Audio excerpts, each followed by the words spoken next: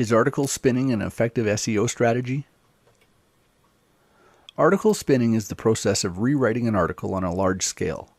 You go through your seed article and mark it up with synonyms and rewritten sentences. Then the spinner software generates any number of unique versions from that seed article. This process has been around for several years, but it has improved considerably over that time. There are still two camps, however, people who think it works great and people who hate it. In this article, we're going to look at some of the advantages and disadvantages of article spinning. The main reason people like article spinning is because it makes it possible to generate dozens or even hundreds of somewhat unique articles from a single seed article. How effective and how unique those spins are really comes down to how much time and effort you put into creating the seed article in the first place. If you use an article spinner application that automates the process, you'll tend to get mediocre results. If you spin your seed article manually, on the other hand, and really put some effort into creating multiple versions that are all readable when spun, you can get articles that are all quite unique and still perfectly acceptable quality. Let's say it takes you 2 hours to do a really thorough spin on a 400-word article. That means you create multiple versions of sentences as well as individual words and nest them effectively so when you generate a spun version there are enough options that it can be quite unique. You might think that 2 hours is a lot of time to spend on it, but the fact is you can probably generate several dozen really unique articles from that one seed. How long would it take you to write or even rewrite that many articles? Once you have those unique spins, you can use them for various things. Posting on sites like Squidoo and Hub Pages, submitting to second-tier article directories, posting to blog networks, or sending out through article submission services or software. These will all create multiple backlinks to your website, all from a single seed article. If you do this on a regular basis, even once or twice a month, you can have enough content to generate new backlinks to your site for quite some time. How to make the most of your article marketing. Article marketing is a great way to build backlinks, but simply submitting articles to the directories and sitting back waiting for the traffic to start flowing doesn't work like it used to. In this article, we're going to look at some strategies for maximizing your results from article marketing. First, the landscape of article marketing has changed quite a bit over the last few months. Google's Panda update hit most of the article directories pretty hard, and they've really clamped down on their quality requirements as a result. 250 to 300 word articles that are really just reworked content from other places just won't cut it anymore. You need to write longer articles, 500 plus words, and they need to be just as high quality as what you would put on your own websites. This goes beyond the minimum requirements for most article directories, but look at it this way. You could get by with the bare minimum, but if Google does another big update that spooks the article sites into tightening their requirements even further, those bare minimum articles might suddenly be not good enough and get removed from the site. Wouldn't you rather put a little extra effort into writing articles that will stand the test of time? Another way to get more out of your articles is to build backlinks to your articles once they go live on the article directories. Most people just submit an article and move on to the next one, so if you're building links to those articles, you're going to outrank most of your competitors. And the backlinks that you include in those articles will be more powerful since the article will be getting some backlink juice as well. That extra link juice will trickle down to your own website over time. And finally, treat your articles as a source of direct traffic as well as a source of backlinks. Include a good call to action in your resource box to get people to click through to your website. You'll still get links to your website, but you'll also get some direct traffic from people who find your articles on the article sites. This direct traffic can come pretty quickly too, so it can help get your site moving while you wait for the links to have an effect on your rankings in Google and the other search engines. Search engine optimization. Getting your site ranked higher in the search engines. Introduction. Search engine optimization, or SEO, is the process of optimizing your website so the search engines will rank it higher in their results when people are searching for the types of information that you offer. In other words, making your website appear to be more relevant for the topic than all your competitors' sites, at least in the eyes of the search engines. There's a ton of information out there about how to get your websites ranked higher, and there are a ton of companies that offer these services as well. Some of those companies and some of the techniques are less ethical than others, with some being downright unethical. These companies use techniques that break the terms of use of the search engines as well as possibly doing things that cross legal lines. You want to avoid these so-called black hat techniques, whether you're working with an SEO company or doing all the work yourself. These methods will work in some cases, sometimes extremely well, but they're short-term strategies. Eventually the search engines are going to figure it out and they'll most likely de-index and even blacklist your website. Why put all the time and effort into something that could disappear on a moment's notice? In this report, we're going to cover some of the most important things you can do when optimizing your website, all of which will fall into the white hat category of SEO. So let's dive in. Why do you need SEO? To people who aren't familiar with the concept, SEO sometimes seems a little bit unnatural. The idea of creating content and adding certain things to your website purely to rank higher in the search engine seems like an artificial process. Frankly, it can be done in an artificial way. If you focus purely on SEO from the search engine's point of view, without considering the real visitors who are going to land on your website, it's not going to work out very well. Even if you get high rankings for your site, the people who arrive through the search engines aren't going to find much value, which means they're probably just going to leave anyway. Successful SEO marries the idea of optimizing for the search engines with providing value to the real visitors to your website. If you can combine the two effectively, there's nothing artificial about it at all, it's just good business sense. After all, if your website provides valuable content to your visitors, doesn't it make sense to do what you can to get those visitors on your site so that they can see it? You're helping them solve their problem, and you're actually helping the search engines as well, since their customers, which are the searchers, are finding what they want. That means they'll use that search engine again, since it obviously provides good results. And naturally, you win as well, since some of those visitors to your site will take whatever action it is you want them to take, clicking on an ad, opting into your email list, buying your product, etc. On-site versus off-site SEO. There are two main components to effective search engine optimization, on-site and off-site. On-site SEO includes everything you do on your own site to improve its optimization, using keywords in your content, having a good keyword density, optimizing your HTML tags, links within your own site.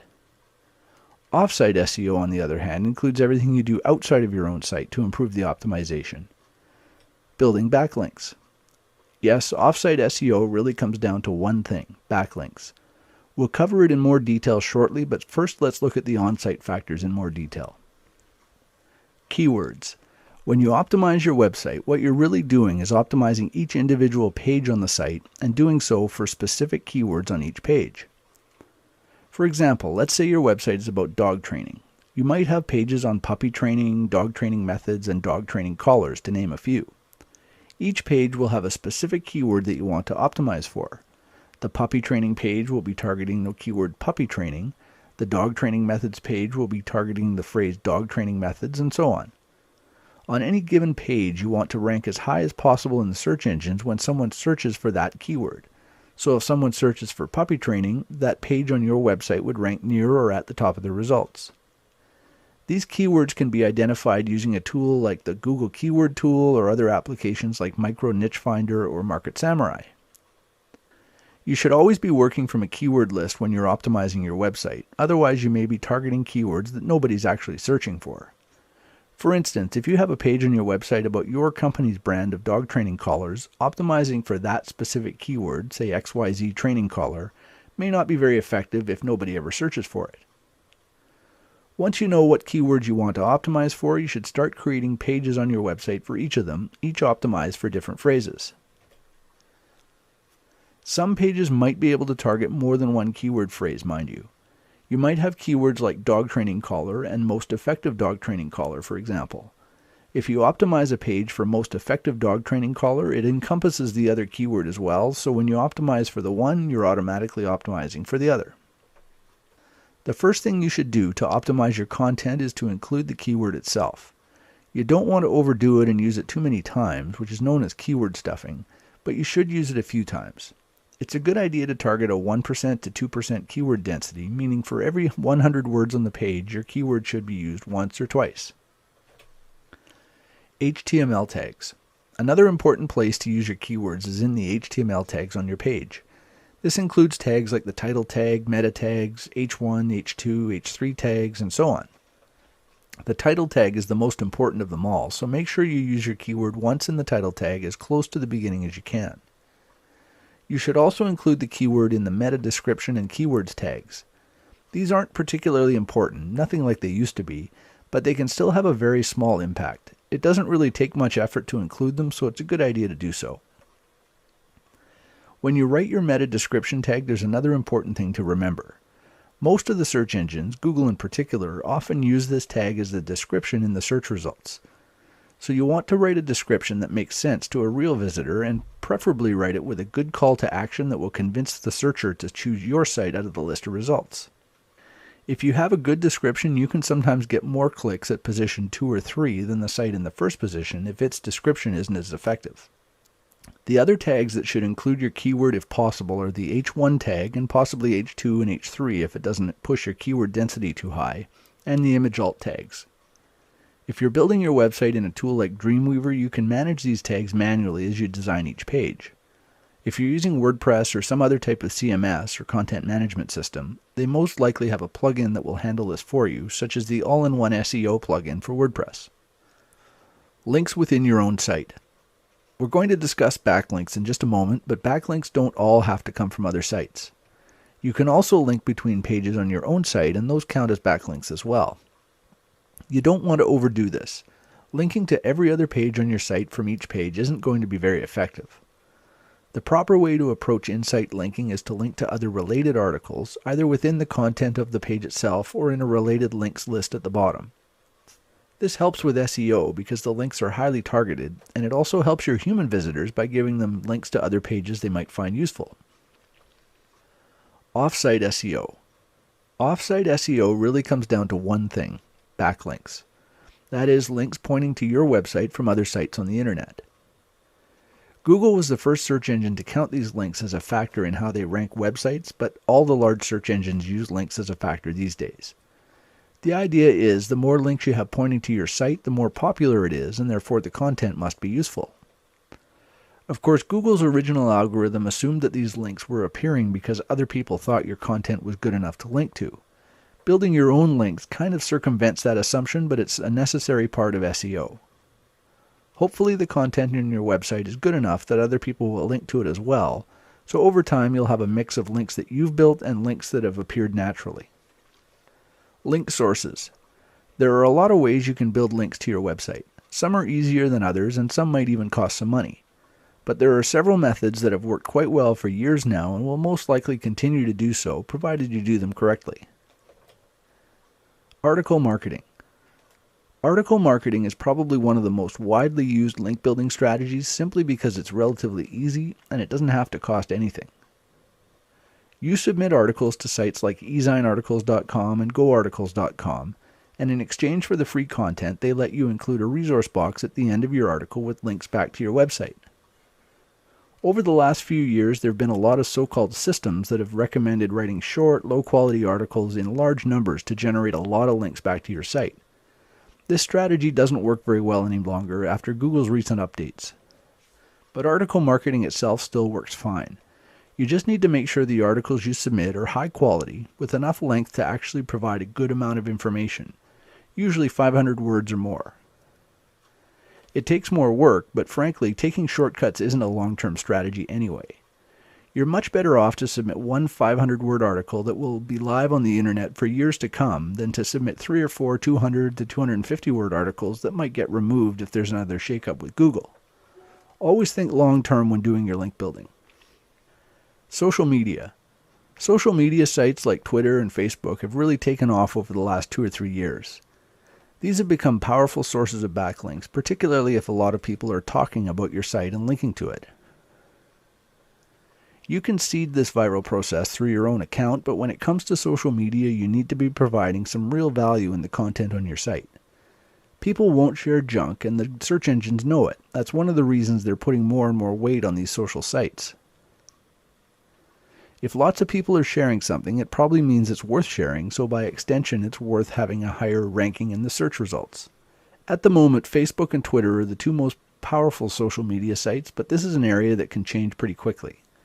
MySpace is a good example. Until Facebook came on the scene, MySpace was the 800-pound gorilla, and now hardly anybody ever mentions them anymore. Keep an eye out for new up-and-coming social media sites. If you see one that seems to be getting some traction, like Google Plus is at the moment, get yourself signed up for a profile and become active there as well. The sooner you get started, the better, since you'll have an established presence when the majority of people start signing up. Social bookmarking. Social bookmarking is another way to generate backlinks to your websites. It's similar to social media in some ways, but it's not quite as effective. The best way to use social bookmarking is to create some buzz for new posts on your site. Until your site builds some authority with the search engines, it can take a little while for new content to get indexed. Creating some social bookmarks pointing back to your site can be a good way to get content indexed faster, and getting indexed is the first step to getting ranked. Free hosting. There are lots of places that you can get free hosting, such as blogger.com, wordpress.com, and squidoo.com. You're not building your own websites on your own domains in these places. Instead, you're leveraging their authority in the search engines for backlinks to your site. You can build pages or websites or lenses on these type of sites that include links back to your own websites. Some of them, like squidoo.com, will even let you include an RSS feed, so every time you post something new on your site, those other pages get updated with the new links.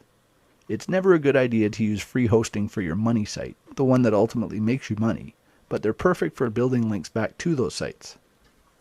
Some of the most effective free hosts include wordpress.com, blogger.com, squidoo.com, scribed.com, and devhub.com.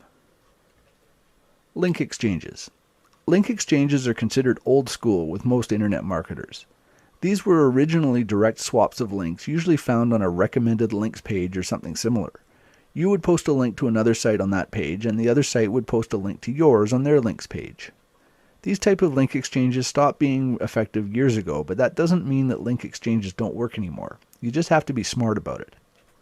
You might swap content with another site, so you post their article on your site along with a resource box link, and they do the same for you. Or you can do a 3- or 4-way link swap. You link to site number 2 links on to site number 3, and then site number 3 links back to you. Blog commenting.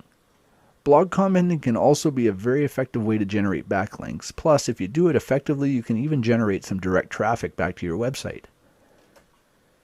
The idea is to comment on other blogs in the same market as you and include a link back to your website from there.